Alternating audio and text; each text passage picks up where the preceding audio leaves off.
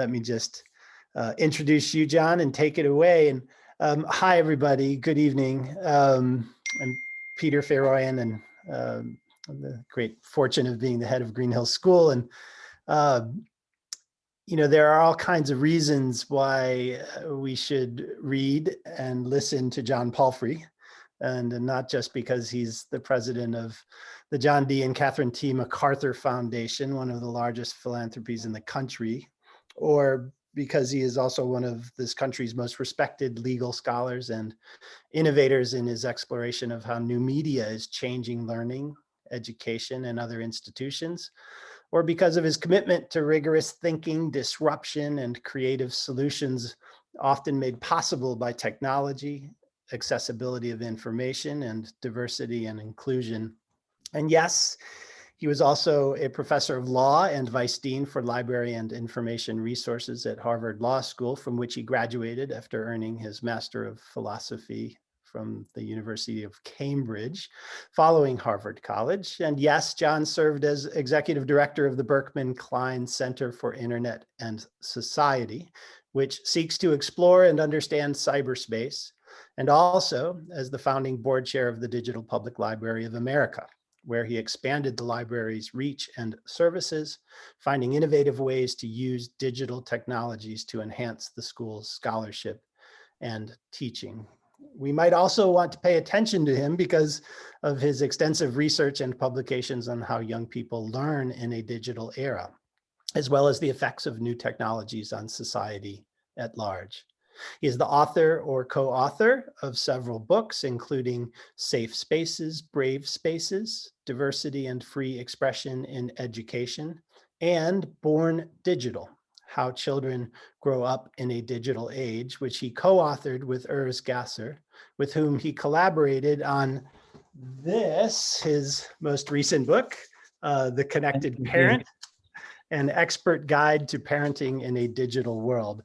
All that said, this particular audience, should engage with John for three other important reasons. First and foremost, he is a teacher and a school person, which is how I first met him 10 years ago when he was the head of Phillips Academy, Andover. I worked closely with him as his colleague down Route 2 in Massachusetts, learned a great deal from him, and was immediately drawn to his love of young people and their learning, and to his interest in how our respective schools could collaborate to send our students out into the world as better human beings and to better the world.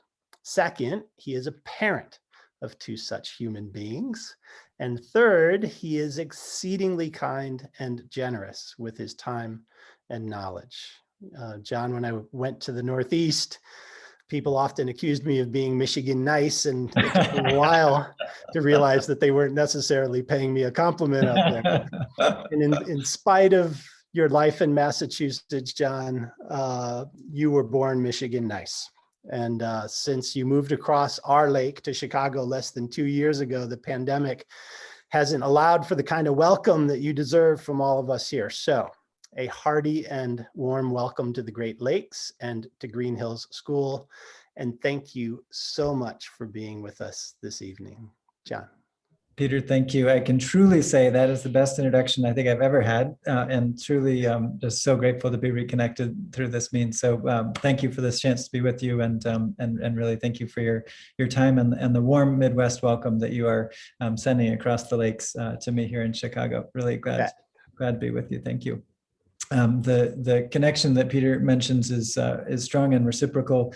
I was, as the head of school at Andover, we had an organization which is called the 8 Schools Association, and it was an interesting experience being the head of a boarding school, which I did for roughly speaking the same period that Peter was at Northfield Mount Hermon School, in between his 2 wonderful stints at Green Hills. And what's interesting about the job of head of school, one of many things, is of course it can be a little lonely. So in these jobs, you don't have the chance to tell what's on your mind to many people. If you're fortunate enough to have a spouse who wants to listen to you, that could be one option, or a partner or other person in your life. But basically, you can't tell the faculty what's going on with all the parents. You can't tell the parents what's going on with the faculty, and can't talk about the kids, of course, for all good reasons. And so actually having a cohort of trusted other heads of school, as we did with this small group of 8 heads of school, is really one of the highlights of the time. And Peter, just such a trusted and deeply connected and kind colleague. It was just fun to have that time with you, and always look forward to our get-togethers, and look forward to doing that here in the Midwest. And to be called Midwest kind, I think is about as nice a compliment as I can imagine. So thank you. And thanks to all of you for making time. This is a wonderful turnout. I'm stunned to be on Zoom with more than 100 of you tonight talking about this issue. I'm grateful that you've taken time out of busy schedules to be here and to reflect on the way in which we are parenting, and particularly doing so in the context of the digital age. And as we'll get into, this time of COVID, which is, of course, such a hopefully once in a lifetime experience, and one that is causing us to ask lots of questions of ourselves and our kids and our teachers, and hopefully we'll come out of stronger, but which certainly has thrown a lot of curveballs into our lives. I want to thank also a group of people who have very kindly agreed to be part of this program. When I've done these book talks, I've really had only one request, and Peter and team were willing to accede to it, which was to engage directly a couple of students and a couple of parents in conversation, so that I will talk for no more than about 15 minutes myself, and then I will turn things over to a small group. And in that case, we have Nicole, Nate, and Edwin as students, and we have Peter and Angela as parents. And we'll talk about the experiences that we've had from a firsthand perspective as a group, and then we'll have question and answer, and we'll go for 45 minutes or an hour, or whatever makes sense, as long as you're not too Zoom fatigued from this session. So that's the game plan. The gist, of course, of this topic is how we might think about parenting in a digital age. And the book that Peter's mentioned, The Connected Parent, grew out of a long-running conversation with research colleagues at Harvard, where before we began writing a book called Born Digital, which was about 15 years ago, I was with a group of people who were young parents at that moment, and we were having an argument, basically, or discussion about to what extent in this digital age do we want to parent just the same as we have in the past, or does it actually change? How much of it is going to be different, and how is it going to be altered? And part of this came from a conversation in my own household. So I have an 18-year-old in the house right now who's a high school senior, and a 15-year-old who's a sophomore in high school, both at independent schools. And at that point, we just had our first child, and my wife was studying early childhood education. And if you are in graduate school, as she was for early childhood education, one of the mantras is that students, that young people, little tiny kids, should not have access to many screens. It's actually not that good for them. At the same time, I was at a research center at Harvard that was focused on the possibilities, the excitement of the digital technologies and what it could do for learning, and how it could create environments where kids could learn online and do all these cool things, and was focused on it from a very positive perspective. So in some ways, this was a coming together of saying, what does the science actually tell us about the way the brain is working and how it's going to develop differently in a digital age?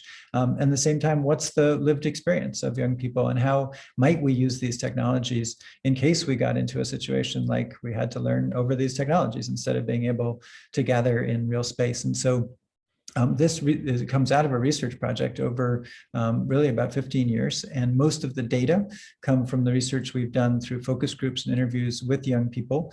Most of them almost exactly in the age range you're talking about. So the middle school group and the high school group. We have gone a little bit older, because we know now that adolescence ranges probably from about 11 or 12, particularly for girls, up through into the 20s. And so that's been more or less the group that we have focused on. And then we've drawn on the research from others. We've sometimes partnered with others in doing polling and large-scale surveys. We've also just literally learned from the work of many others and tried to look at a diverse set of kids. And so that's the basis for this this research on the book, The Connected Parent. From this book, I want to just grab 3 topics, put them on the table for starters, and then we'll turn over to the students and parents. But the first of those topics is the idea of screen time. The second is a couple of the principal fears that parents often have, which I'm going to just hit briefly on: safety and privacy. And then third, I want to talk about the connection to the outside world, in particular around diversity, equity, inclusion, and civic life, which I think are all tied up ultimately in the use of new technologies these days. So to start with screen time, when we began doing this research, the principal question that we would get over and over from parents had to do with screen time, which was, how much time should we spend on these devices ourselves, and how much time should our kids be spending on these devices? And usually it was framed in the other way, which was, what limits should we set on our kids' time online? And a totally reasonable question, one that we ask ourselves, of course, as parents all the time. What are the limits that we need to set for kids? And both as a parent and as an educator and a researcher, I'm firmly a believer that we need to set limits for kids, and certainly need to do that for younger kids, but also that those limits might change over time. And so in the book, we created a series of different categories, basically looking at the very youngest kids. And I think the research does hold up to say there's really no reason why the kids from 0 to 2, for instance, should be on any kind of screens. It actually might possibly be negative to them based on what the research shows, so that it could have some effects on their learning. The exception that we and pediatricians and others make for the very youngest kids is to say, if they're connecting to their grandparents, and it's the only way they can do that, for instance, over a Zoom or a FaceTime, of course, that's fine and good. But the idea is not to stick them in front of baby Einstein at age 6 months and think that that's actually going to help. It's probably going to be negative. So we use in this book, and you can read it if you like, different ages, and talk about what the research says about the amount of screen time. And importantly, once you get into the middle school time, even though you can set some limits and probably should set some limits at that point, you are heading into a period, certainly during the high school years, where everybody who studied this, as far as I can tell, believes that it's not possible to set screen time limits for young people. And that, in fact, by doing so, you are probably going to have something that's going to backfire, which is, for most young people in most scenarios, they're going to get around whatever limits that you set. And at that point, you need to have imparted to young people the sense of how to make those decisions, to trust them, and so forth. And to the extent that you're still trying to clamp down on their screen time when they're in high school, whether that's because you're concerned about gaming or other things, if you're doing that technologically or through rules, you're almost certainly going to be undermining the trust that you have in them. And I think along that trajectory, there's a lot of sort of family-specific dynamics, of course, that come into play and so forth. But we try to give an outline for what makes sense. But of course, with COVID, all of that has gone out the window. The idea that we might be in a position to set specific limits and go for half hour for people at a certain age, or 1 hour another age, or a couple hours later, of course, is not something that we're able to do. And so in recent months, a lot of the researchers who have looked at this, whether neuroscientists or child psychologists or those other social scientists looking at the question, have started to turn their attention to, in light of the fact that the learning is happening through these devices almost exclusively in many communities, that there are divides, of course, in our community about who has access and who doesn't, and the quality of those things, given the fact that the social and emotional connection has been sapped away from young people because they can't meet in person. What is going to be the long-term effect? And I'm sorry to say that the answer is nobody knows. We really don't know how much effect over a long period of time this period will have on young people or older people, for the rest of us who may be affected. There are studies that are starting where people are trying to figure out how to learn about this over a long period of time. But the one thing I will say that has been pretty consistent among the experts I've talked to is, if your concern is kids have been online so much of the time doing their schoolwork and learning and so forth, should they spend more time in order to socialize and to get to connect to other people, or should you really try to cut them off at that point and make sure that they do everything they can outside or otherwise? And while I'm a huge believer in trying to get kids to do things without devices, and one of the things that Peter and I and others as boarding school heads were constantly trying to do is, how do you have device-free time? How do you get kids not to do it? Despite all of that, because the social and emotional piece is so crucial for anybody in middle school and in the high school age. Even the most concerned of the psychologists and the most concerned of the neuroscientists I've talked to have said, do that social and emotional piece. You should allow it because that is so important and so central to the job of being an adolescent. And even where that means more screen time, and that may seem bizarre, that the social and emotional benefits of that are probably greater than the risks, not knowing exactly what those risks are going to be. So we can come back to the question of screen time, but to the extent that you are fretting over this as parents, and we certainly have as parents in my household, that's where we've come out on that particular topic. Topic 2, let me put on the table some of the key concerns that parents have raised over the years around safety and privacy on these technologies. I think for many of us who are involved in schools, we've seen the incredible things that young people have said online and have gotten in trouble for. And that trouble might be by sharing something about themselves that would then get spread around a school and cause psychological harm to themselves or others. Might cause trouble in terms of discipline. I can't imagine any school hasn't had to grapple with those messages that popped out of Instagram or Snapchat or Facebook or elsewhere that caused discipline cases to arise, which of course is a challenge for everybody involved. And certainly from a safety physical harm perspective is important too, where we've been led to understand the way in which young people do sometimes use the technologies as a way to connect with others who sometimes would do them harm. And so I wanted to share just a few reflections on the research in this zone, and to be interested if the students want to reflect on this too. I think there are a couple of myths that are worth debunking, and then there are a couple of truths that are worth underscoring.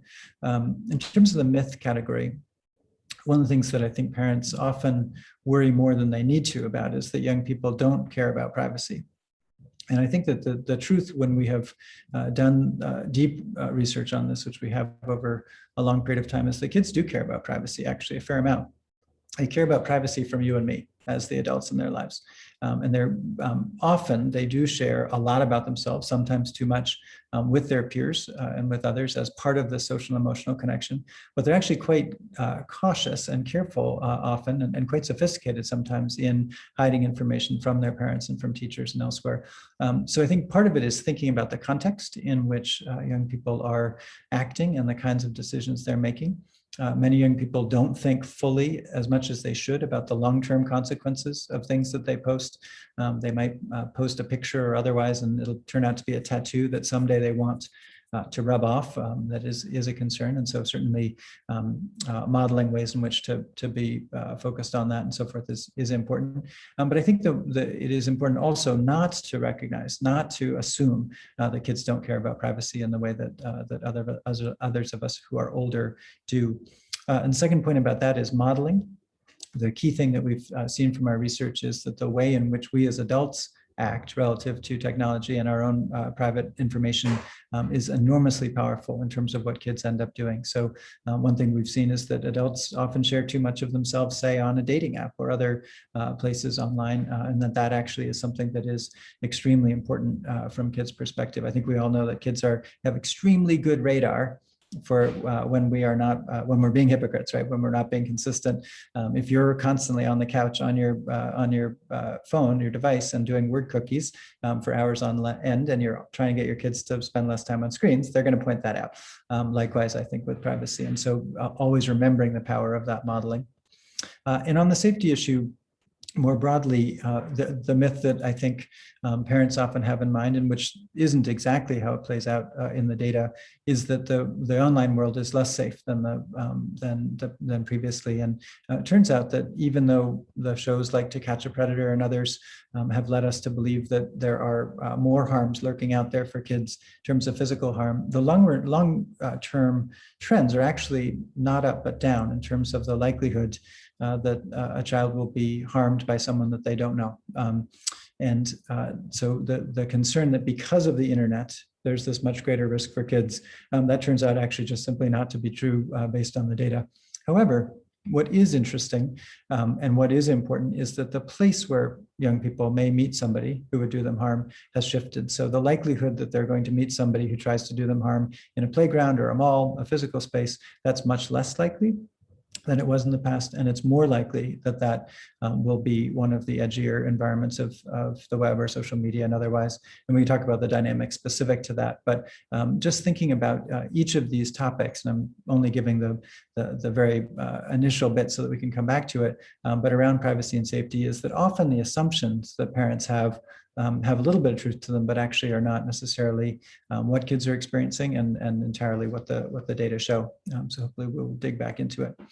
And then last, I wanted to put on the table this idea about diversity and equity and inclusion, as well as kind of civic life broadly. I think that as many of our schools are increasingly focused on how we can teach and experience in more diverse ways and to bring about a more equitable and inclusive society, I think the technologies and the things that kids are doing online can be a huge and positive driver of that, even as they can be a net negative. And some of the things that parents, I think, often worry about is that in this era, kids are less civically active, they're less involved in trying to shape their community. It turns out the data show exactly the opposite, which is this is a community of young people who are much more politically active, actually, than previous generations. Some studies have shown activity by young people in a variety of ways at a 50-year high for entering college freshmen, as one example. And a lot of that is actually happening in the context of the internet. I think many things like the Black Lives Matter movement really wouldn't have taken off in the way that it did, but for social media and hashtags and so forth as a possible way to coordinate activities and draw young people into civic life. Turns out that the concern that they're just clicking like on a Facebook page, the slacktivism or clicktivism critique, turns out not to be true, that often kids are getting drawn even further into civic life. There are real possibilities there. But I do think also that there are some downsides and ones worth focusing on, which is, of course, the power of disinformation and misinformation, the effect on our democracy of too much of the conversation happening in these online spaces that are divisive as opposed to bringing people together. There's a lot of truth in that. So we have to think about how we create these spaces for young people to connect. And I think ultimately it's reasonable for us to worry about kids being pulled apart as opposed to being brought together by online spaces. And one of the reasons for that is one of the bits of the research I would hold up, which is something called the Dis Inhibition Effect. The idea that when somebody is not face-to-face, when you're doing it through these disembodied experiences with devices, you're less likely to be inhibited. You'll say things that are meaner or not true about other people that you wouldn't have said face-to-face. And that's true of people at all levels, in particular kids. So coming back around to this topic, there are huge opportunities, I think, for schools and for families to find ways to engage deeply in civic life in ways that we would value and might connect to our DEI journeys and so forth. But also there are ways in which it can undercut those very same things if we don't manage that well. And I know a school and a community like Green Hills is the kind of place where, with a fantastic head of school and great kids and parents, you're focused on that. But I do think it can be a particular tinderbox, and certainly in our research we've seen that over and over again. And I think we've seen that in our democracy. And so figuring out how as a school community and as families we can focus on the positive parts as opposed to the negative seems pretty essential. So I have hit my time here in terms of the opening remarks. If I could, what I think we'll do is make a pivot. Peter's going to come on and introduce some other people, and then I will ask them to reflect on these themes. So Peter, over to you. Thank you, John. You know, and you got to the end and I was wondering when you were going to slip the fantastic head of school part in. I was a little worried that I wasn't going to have to pay you the $5. I got it. So good. 5 minutes. That was cool.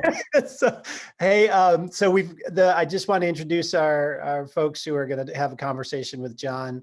You know, Edwin Zashiri is a senior, and Nate Gajar and Nicole Zhang are ninth graders, and Angela Johnson and Peter Toogood are both current parents, and Angela's a parent of an alum. So they've sort of run the gamut of all the grades. So we're going to have the parents go back to behind their screen so we can feature our students, and I will do the same. And John, they are all yours.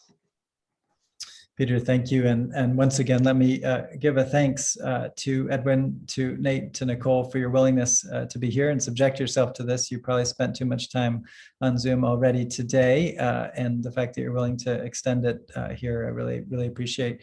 But I wonder if you could just maybe speak to the community, speak to us about the experience you've had this year. It's been unique, not just for you, but for everybody, literally in history. You were the first group of young people to go through learning in this particular way, and love to hear your reactions. And one thing I will say, I am a big believer in being disagreed with. So anywhere you think my research is wrong or anything I've said that is off, I strongly encourage you to push back and mention how I may have gotten it off base. But mostly I really want to hear just about the experience you've had this year in terms of your learning through this experience of being online. And maybe just because Edwin is next to me here, I'll go Edwin, Nate, Nicole, and that also might even be, is that? Yes, I think that's also alphabetical just by chance. But Edwin, you are up first. I just, in terms of my experience, it's definitely been tough socially as a senior because a lot of things that you look forward to, a lot of the traditions that are unique to Green Hills that sort of everyone knows about, we've definitely not been able to do. But in terms of school, I think that I've been very grateful to have teachers that are so dedicated to like doing their best, that that learning online has not been like as bad as I actually thought it would go. Wow. You know, What we a actually nice thing to started. be able to say, Edwin. That's so great. Yeah. Last year when we first went online in March, around this time actually, when teachers like hadn't had experience doing that, it was definitely an interesting adjustment. But even for me, from last year to this year in the fall and up to now, it was very clear to see like how teachers have been putting in the time outside of class to like learn how to teach better in an online environment. Um, Come on. and it's been especially, but somehow it is hard to get engaged online, in an online environment, just because I don't know, the prospect of like another Zoom meeting, as you said, is a little bit tough sometimes. When even if you're excited about a class, it's definitely been tough. But I think I've been really fortunate to have really dedicated teachers, so they've been doing a really amazing job in that regard. Well, I would echo, Edwin, everything you've said about how much the efforts of teachers are deeply appreciated always, but this year in particular, it's been, I suspect, a very hard thing to do.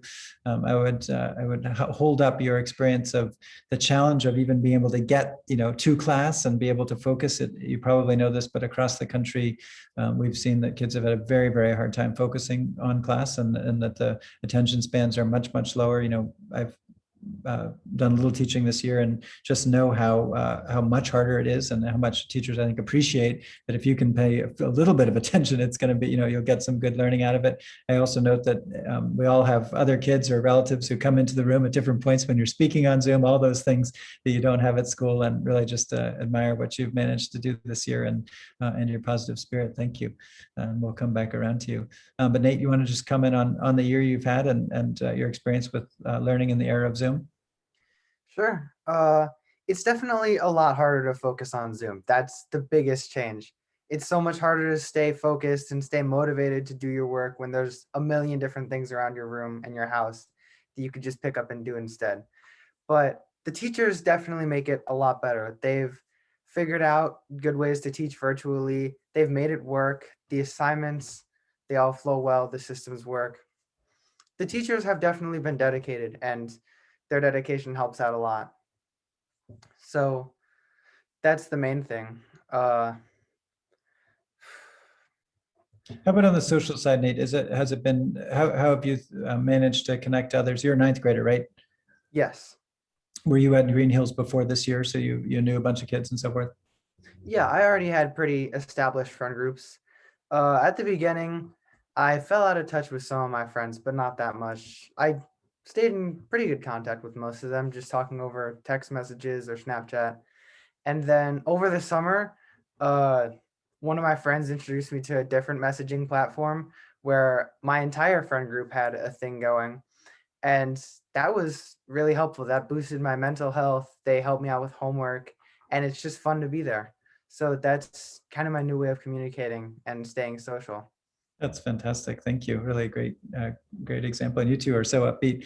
Nicole, I don't know if you're equally upbeat, but I'd love to hear about your experience learning and also any social reflections on the social and emotional side of your life as well. Yeah, sure. I'm not as knowing Nate for quite a while now, about 3 years. I'm not as upbeat as him, but I will try. So yeah, I think that this digital age is full of both like opportunities and challenges, and like these things often interconnect and they overlap, and the line is super blurry. Um, what is an amazing thing, such as social media, where we're always talking to our friends, and like you said, cannot control the screen time on that. It can also really bite you back. You can feel like you're spending too much time on it. You might feel distracted from your other work. So while the digital age has given us so much, it also has taken away a lot. Um, I think that the social aspect that you were mentioning, as a freshman, a lot of our grade did leave this year, which means that a lot of new people also came. And it was not an easy transition. Nearly half of our grade left, and that's about 40 kids. So that means a new intake of 40 kids. And I knew that all the way up until like February, I didn't even know most of my grade. So it's been pretty difficult, like trying to grow digitally, but I am thankful for all that we have. So I think you did an amazing job with the upbeat, and of course, again, you're welcome to say the things that are not upbeat too. But thank you for that. And as a parent of a student who is, our daughter joined a new school this year, a new independent school here in Chicago, and not knowing anybody, not having a chance to see people in person, really is a challenge. So I admire the way in which you figured out how to connect with some of your new students and with one another during this period, which is no mean feat. Nate, in the Q&A, a parent has asked if you are willing to share. Did you, maybe you may have typed that back, but what the platform is that you were on? It's called Discord, and it's very convenient and surprisingly simple if you just want to talk to your friends. You can make group chats, or basically bigger group chats, where you can have different facets of conversation, and basically constantly ongoing calls where you can join at any time and just talk to people. It's really cool. Very popular as a back channel for gaming, right? I don't know if that's the context in which you've used it, but That was what it was originally made for, I think, but I used it for that a little bit, but mainly just talking to my friends. that's great. It's really easy to use too. You've each said a bunch of things to and about your teachers, which have all been very positive, and I'm really glad about that. I wonder if we do one more time around, and we'll go to parents in a second, but I wonder if each of you would reflect on any experiences that you might share with parents. And you don't have to be speaking to your own parents, that may be too awkward, but I'm guessing that of the 150 or so people on here, most are parents. And if you could speak a little truth to them in a way that would be helpful, let's just say not to yourself, but to your peers, for your parents to hear a little more about the experience that you've been having, I'd be grateful. And so, Edwin, if we can go back to you, we'll go Edwin, Nate, and Nicole again, just for simplicity. So I think online, it really depends on the nature of the class. So for example, in like an English course, where typically how it works at Greenhouse is those are very discussion based, because of the method which they teach. It's basically the students do a lot of teaching to each other based on conversations that the teacher sort of guides. It's not very much of, the teacher writing on notes on the board for you to write down. That's sort of how English works. And in an online environment, that has been very difficult to replicate, just because in a Zoom call, as I'm sure people are familiar with at this point, it's very hard to like know when to speak um, in a Zoom call when everyone's muted. So when the teacher opens up a discussion, there oftentimes there'll be an instance where nobody talks, not because they're not really engaged, but nobody knows if someone else is going to turn their mic on, and and so then there's some sort of awkward situations in that sense. And then on the other end of the spectrum, there are courses like chemistry or physics, for example, where a lot of the learning is doing labs. And that's also been very tough to replicate for obvious reasons. You don't have access to all the same materials at your own in your house. They've done a pretty good job of trying to replicate that though. They sent us lab kits to do some basic stuff at home. But really the lab experience has definitely been something that I've been missing out on personally as I'm in chemistry this year. Uh, so that's been very hard. One thing that I think works really well though, it never works. It's never fun to be on Zoom for an entire day straight. So I think what's been really helpful for me is having asynchronous work. So a teacher, for example, will like you'll check in at the beginning of class, and then they'll tell they'll give you an assignment, usually which is watching videos that they've prepared for you, which you would then take notes on your own time and just have it done by the end of class or by the next class. And I find that that's a lot more like flexible, and given that all the other things we have happening in our houses, right, with other people around and everything like that, I find that those sorts of classes have been a lot smoother for me generally, because again, like attention on Zoom is pretty hard to have, uh, to be really focused. So if you have an assignment which you can do offline, then it's much better. I found that to be much better. And yeah, also one thing that's also been very difficult though is assessments on Zoom, Mhm. because obviously in an online environment there's a lot of opportunity for like using resources that teachers do not prepare you to be using, or like they don't want you to be using for whatever reason. So to sort of combat that, I've heard even in my classes, but in other classes that I'm not in, teachers just give you less time on a test, which like the last year's people probably took a similar test because it's the same material, but they had more time than we did. So then what happens is, even though we're like between years, it's the same material, we're having a lot harder time like finishing on time.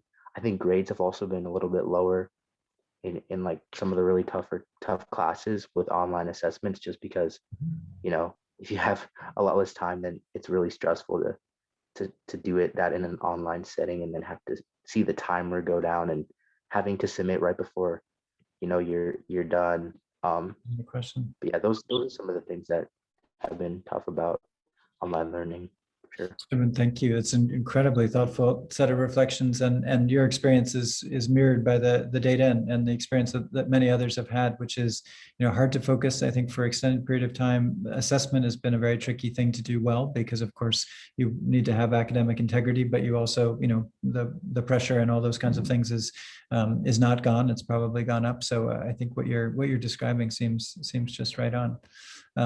Nate, if I go over to you, what would you, again, your parents or other people's parents, what should they know? Any tips for them in terms of being able to support you during what is obviously an unusually challenging time?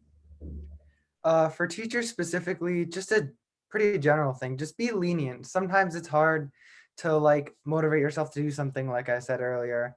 And a lot of assignments seem a lot more daunting when they're on a screen and they're just sitting there among like 5 other assignments on your screen, instead of on a nice little piece of paper that you can put back into your binder if you can't figure it out. So just to be lenient and to understand if someone's having issues with something that they don't quite understand, or they can't quite push themselves to do.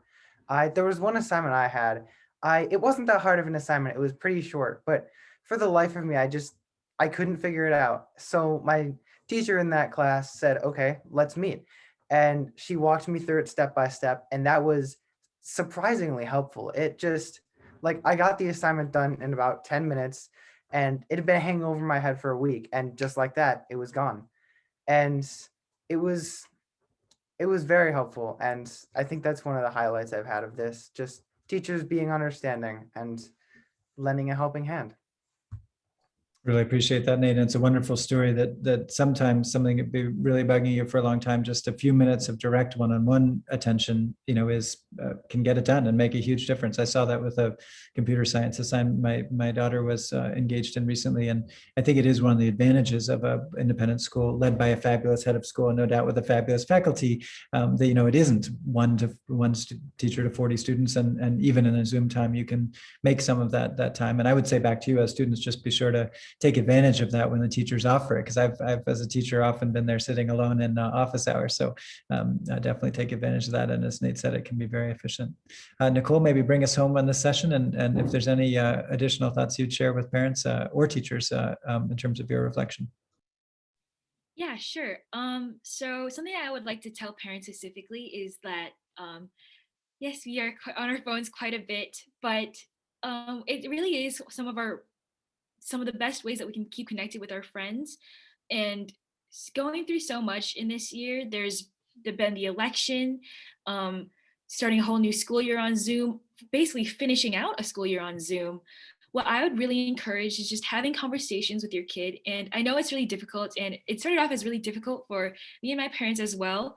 But considering like the scope of everything that's happened this year, being able to sit down and talk about why I think that talking to my friends so much is important, what happened in the news recently, just being able to talk to my parents about these things has really helped us kind of find a balance in respecting each other's digital boundaries. So I just really encourage conversation. It's a difficult time for everybody, so just as Nate said, leniency is definitely important. But if you can just talk is great.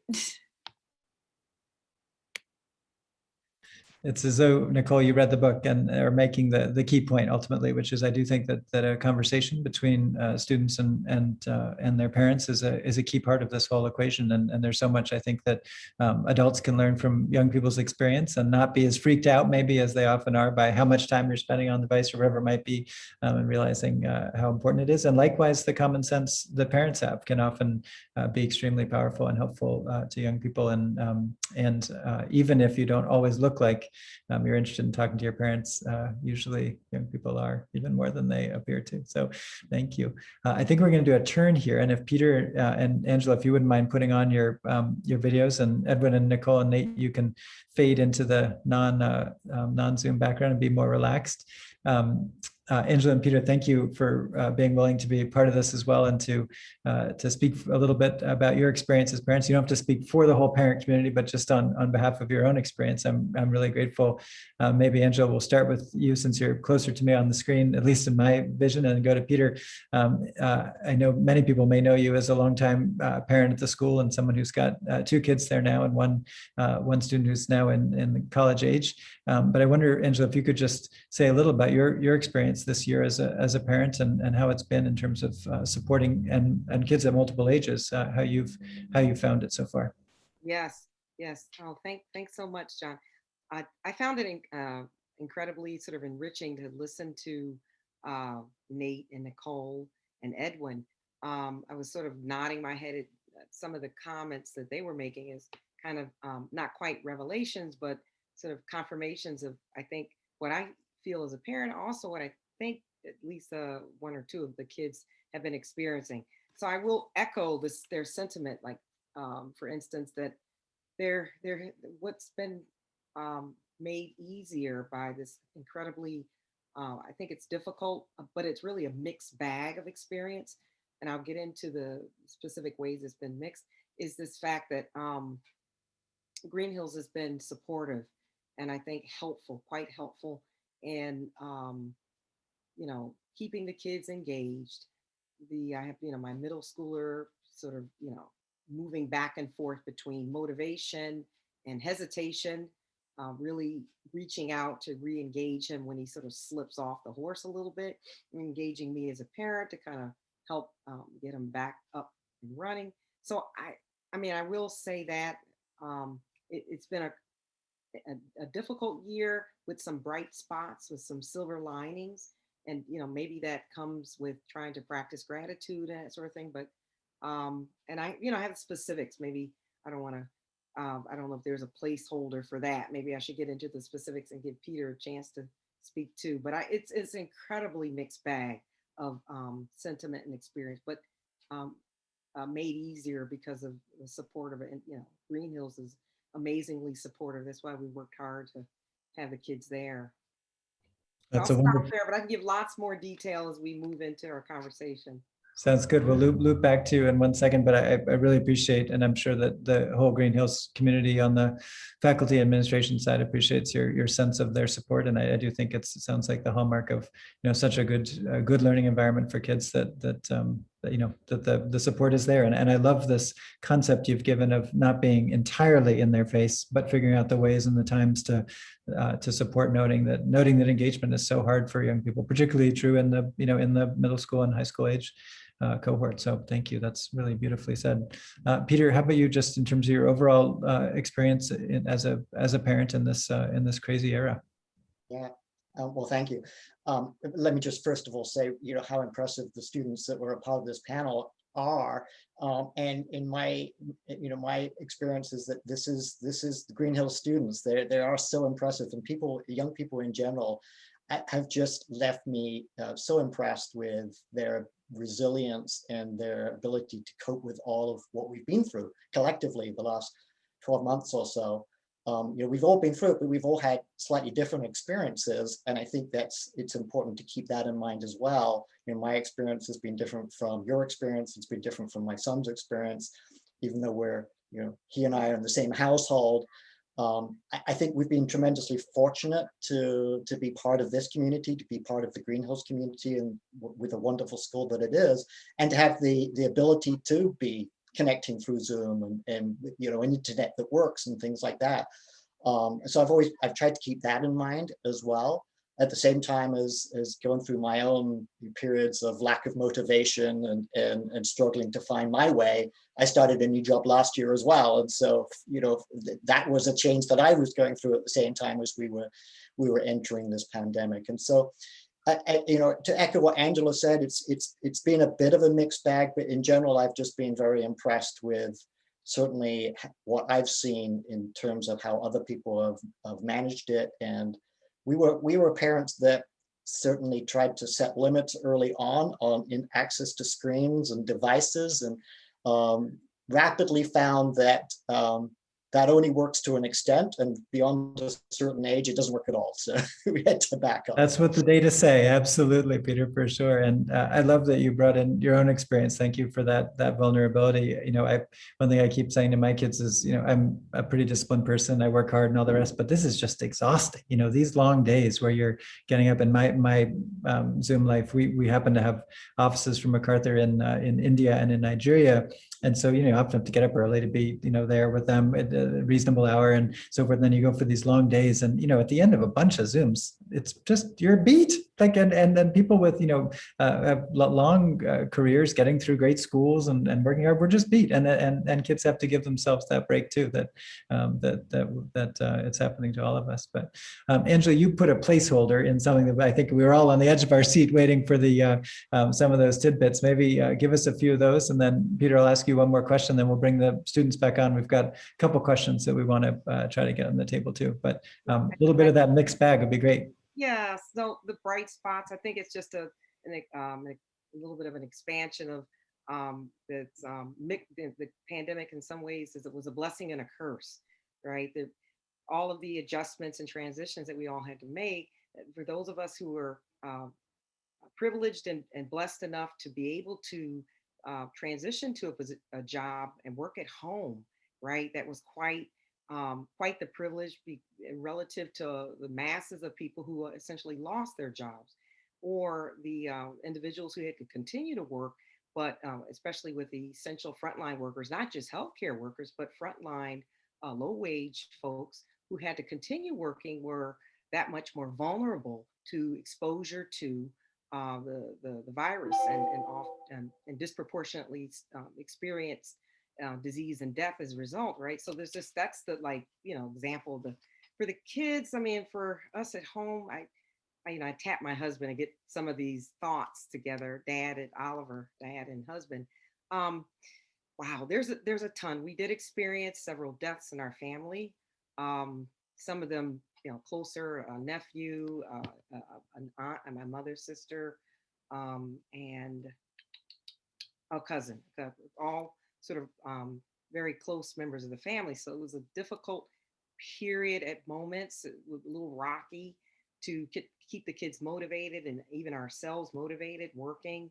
The bright spots are things like, so, with my middle school being an introvert, right? And this is where it got difficult to try to, I laugh when Peter said, in the beginning, we try to like control how much. So the role rule used to be, you practice your piano, you do your chores, you get your work done, and like for every, I don't know, every hour of work or do stuff that they had to do, they get that hour of digital time. But the older they've gotten, the harder it is to manage that. And what the pandemic did was blur. I kind of noted a couple of these, blur the boundaries. You couldn't easily disentangle or discern whether, especially my middle, not so much my older, but my middle schooler was on for schoolwork or was it leisure, right? Because he's on all the time. The other hard part about it, if you have, I have extroverts and introverts and a little bit of in between on the gradient. For the child who's more on the introvert side, it's almost like this heavier reliance for him on that digital connection to the few friends that he had. So I kind of, we kind of struggled with when we really want to limit him because it's the only way that he would reach out to real people and have a conversation. I could hear him talking to a couple of friends online. So I thought, well, and then there's, that for us, right? So that's the bright spot. The other thing was they actually use the digital connections to do some good stuff. So the kids got engaged in this community service project through an organization they belong to, where they wrote letters of cheer to homebound senior citizens throughout Washtenaw County. They got together a bunch of teens, and it was orchestrated, believe me. The kids, somebody had the idea, and the mothers got together and helped, make it happen, right? So the kids all wrote letters, and we got those letters delivered across 4 or 5 agencies. The agency reps did a nice Zoom thank you appreciation on National Service Day, which is MLK Day, to thank the kids. And it was just a big, but that was a digital thing, right? And could that have happened without the digital, sort of our greater reliance on digital media through the pandemic? So, you see there's been good and bad. So it's hard to say that the digital era is all bad, especially at a time when we really, really needed it.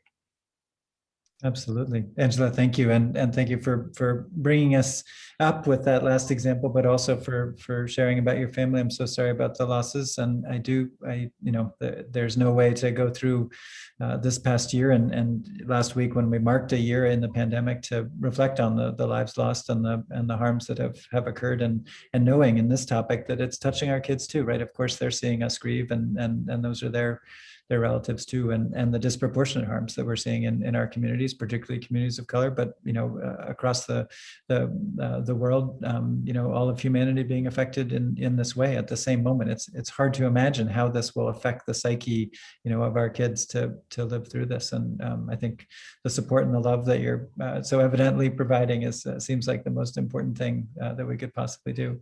And Peter, maybe before we bring everybody back and go to a few questions, what are some of the takeaways for you during this period? And if there are any bright spots, we'll take those for sure as we head into the next segment.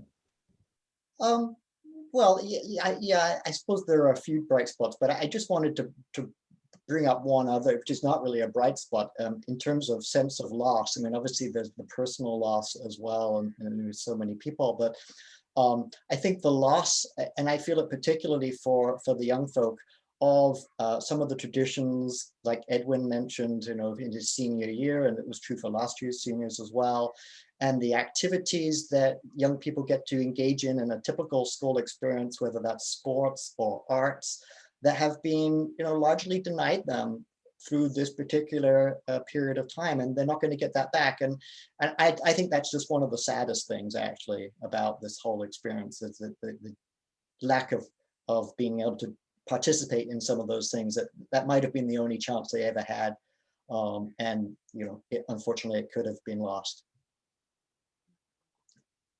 Absolutely. That empathy, I think we have to all have as adults for our kids and those who are going to, miss out on certain specific things. And what a tricky time. But I'm sure that empathy is coming through. I wonder if the students, if you're willing to come back on, we'll just take a couple of questions, if that's okay, that are in this Q&A, and we'll just open it up. And I know people are probably psyched to go to bed or do other things, so we won't take too much time more. Angela, I'll note that in the chat, someone named William Harper has asked if you'd be willing to touch base with them about a 7th grade comment. So I'm just going to throw that one over to you, and I'll leave it to you to have a chance to connect.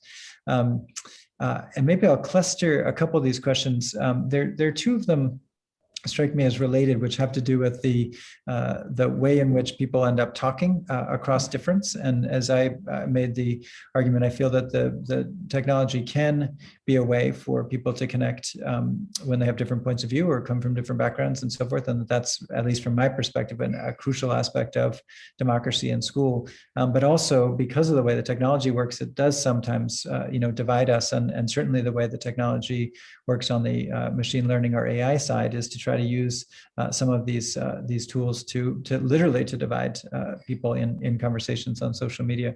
And I wonder, anybody should jump in on this, but particularly the students, if you had any points of view of ways that we could bring people together rather than have us be divided in this social media moment, or if these questions bring anything to mind for you on your experiences.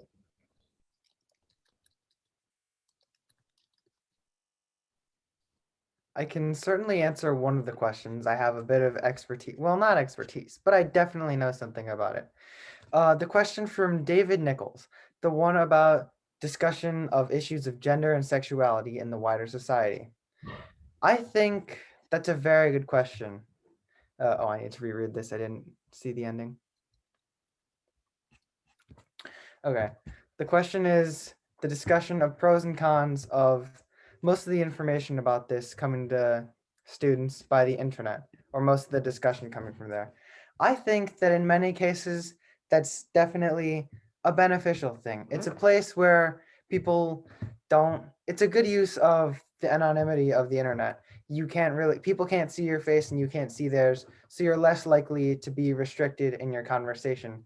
And there's less likely to be barriers and borders and things that are not okay to talk about, like they would be in a school, or, well, perceived as not okay to talk about. So I think that's definitely a plus to learning about like issues of sexuality and gender on the internet. But I also think that should definitely be put into more curriculums. Mm-hmm. It's an issue that is not being taught as widely as it should be, or at least in my opinion. And I think some schools need to do a better job of teaching about it, because it's definitely a large thing. I don't remember the numbers, but more people in Generation Z are coming out as LGBT plus than in any other generation. And a lot of us need to know that kind of information. It's just crucial. So while I think the internet is a good place to go for that, and that the fact that it's become such a safe haven to discuss things like that, I think that's a good thing. But I think the fact that it came from schools not really talking about it, or many mainstream media is not talking about it, I don't think that that's a great thing. You're absolutely right about the data, and the internet has been a huge part of that, as you say. Particularly for kids where in their homes talking about LGBTQ issues is not safe or supported. That the internet has been a way to connect to others, and hopefully Green Hills is not the kind of community where that's the case. But you never know in individual people's lives. So that's, I think, a really important concept. Nicole or Edwin, any reflections on the idea about how you might come together across difference and or the effects of the technology on your conversations and interactions with other kids? Right. So I actually wanted to say two things about that topic exactly. So in order to, what I've learned in order to learn about all these perspectives is you really have to be open. There's going to be people from all over every single spectrum on the internet, and you're going to come across it. And really, in order to form a community or just make a safe spot, you have to be open. Whatever happens might not align with what exactly you might think, or what you might like uphold, but you just have to be open to at least listen to every story, at least give someone a chance. And that's really, really important in this day and age. Another thing I want to emphasize is to be wary of fake news. Really check your sources, check if your information is credible. As reliable as the internet is nowadays, you really want to double check, fact check for yourself. So yeah, those are my two biggest things. Be open, at least be open to listen, and make sure you're getting reliable information. Well, thank you. The future is bright with you in it. Those are great, great insights, and absolutely the right approach, I think. Edwin, do you want to comment on any of these questions on the table or have final words? Yeah, I would just say that there are certain instances like the one that Nate outlined when like anonymity might be beneficial in terms of asking things that may or may not be okay to ask for whatever reason. But I actually believe that, especially in the context of like, you know, political conversations, um, and that sort of thing, which we've seen a lot of sort of polarization, not just in the last year, but even beyond that. I think it's very hard for people, even like in my own case, like if you go on Twitter, for example, it's very catered to what you believe in. So it's very likely that depending on what your beliefs are, that everybody that you follow and interact with is going to agree with your sort of general beliefs. And then instead of being challenged and open to other ideas, you're just getting your own sort of beliefs reinforced. And echo chamber is like a buzzword, but I really feel like that's essentially how especially like algorithms and stuff work with Totally around right. it. And so I think especially with those sorts of things, I don't actually know how productive it is to spend a lot of time interacting with like opinion-based media. I think it's good if you're looking at facts and getting your facts from the internet, but in terms of actually having conversation, I don't think that the internet is necessarily the best way to go about doing that, because I think the anonymity sort of backfires on people in that, because you can't like see people face to face, then it's very easy to not see that this is another person that Absolutely disagrees. right. Yeah, Instead that's of that like, that's that disinhibition effect I was talking about before. Exactly, yeah, it's scientifically true. Absolutely. yeah. So You were growing up in a much harder time from this perspective in terms of having to work harder, honestly, to hear other people, right, and not to yeah. be misled in a lot of ways. Mhm. So that's just what I would say. I mean, try your best, to talk to people face to face. Even like a phone call is more productive, I think, than doing something online, like anonymously or semi-anonymously. At least in my case, because there's definitely been a lot of difficult conversations that have been had this past year with everything that's happened. And I found that when you can like look someone in the eye and see them in front of you, then there's just a lot more empathy there for another person when maybe they're saying something you disagree with, or or you're being challenged in some way. Totally right. Edwin, thank you. It's incredibly, incredibly thoughtful of you. And I agree. And one thing, it was funny about, you mentioned a phone call. I don't know if others feel this, but if I've done a lot of Zooms, every once in a while, if I just do a regular old phone call, it's so relaxing, so different, right? It's quite different in that way. And I think, as you're saying, just if things are not working, switch the mode, use a different technology. I think it's one of the things that we will learn. Angela and Peter, you've been very patiently listening to these things. I know we're over time, but if you had any last thoughts that were burning, let me turn it over to you, and then let Peter bring it to a close. I finding the students are wonderfully brilliant. I'm sort of learning from them, and clearly this is an opportunity to hear the young person's mind far more than a parent may be able to do with their own children. So I'm listening, I'm soaking it in. You guys are amazing. It's simply amazing. I appreciate the opportunity to be able to listen to you all. I would just say, one of the things I learned is sort of this greater, enhanced sense of flexibility. And one of was that Nate? Nate said it. So he used the term leniency, but I think it's really sort of like a combination of empathy and additional love and support.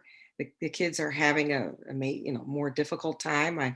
I'm painting for my senior daughter who, as Edwin mentioned, is missing all of those milestones of senior year, of prom up in the air, and all of the rites of passage that mark senior year.